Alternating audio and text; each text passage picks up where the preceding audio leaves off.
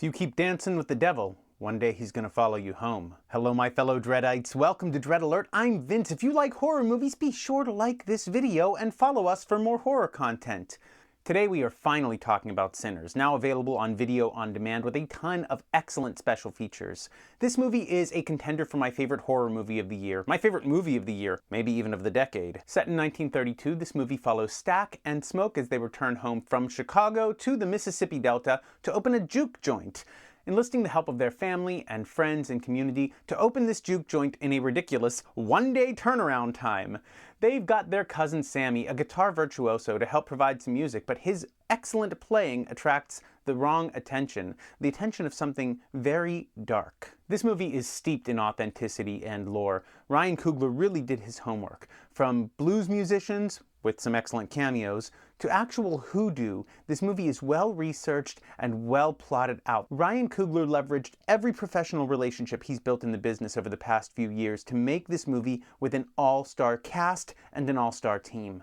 Not only is this movie a love letter to cinema, it's a deeply personal film for Ryan Coogler, inspired by his uncle, and it was the first film he made after he found himself to be a fully formed adult. The movie is a truly Southern American movie with a subtle palette of red, white, and blue permeating the production and the costume design. It also features outstanding visual effects from Mike Fontaine, who drew Coogler's attention after his work on Green Room. But the glue that holds this movie together is the music, most of which was composed before principal photography even began. Actors Miles Catton and Delroy Lindo actually learned how to play the guitar and the piano respectively to bring more authenticity to their performances. In fact, there's a surreal montage in the middle of this movie which serves as the centerpiece of the film, linking the ancestors to the present day, and it is breathtaking. Even the choreography is well plotted and intricate and authentic. But what strikes me is the difference in choreography between the white characters and the white music, and the black characters and the blues music. This leads us to discussing the themes of the movie.